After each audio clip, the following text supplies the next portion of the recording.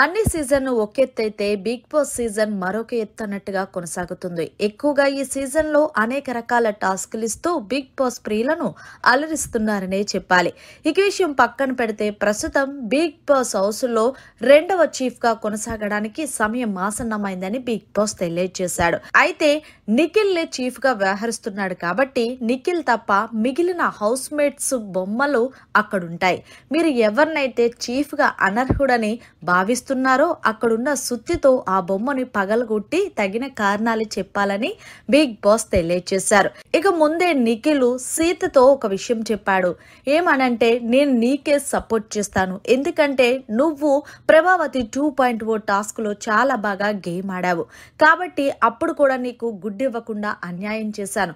కాబట్టి big boss season 8 లో 4వ వారంలో రెండో చీఫ్ గా నువ్వే ఎంపిక అవ్వాలి కాబట్టి నేను నీకే సపోర్ట్ చేస్తాను రా సీత అంటూ మంచిగా బూస్టప్ ఇచ్చాడు సీతకి.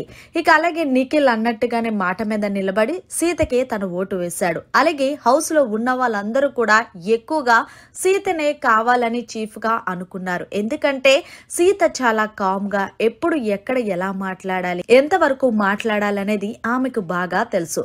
అందుకే హౌస్ మేట్స్ అందరూ కూడా ఓన్లీ సీతకే ఓటు వేయడంతో బిగ్ బాస్ సీజన్ 8 లో ఈ వారానికి సంబంధించి సీత చీఫ్ గా ఎంపికైంది. మరి మొత్తంగా నిఖిల్ సపోర్టుతో సీత చీఫ్ అవ్వడంపై మీరేమంటారనేది కామెంట్ చేయండి. మరిన్ని లేటెస్ట్ అప్డేట్స్ కోసం చూస్తూనే ఉండండి అవర్ ఛానల్.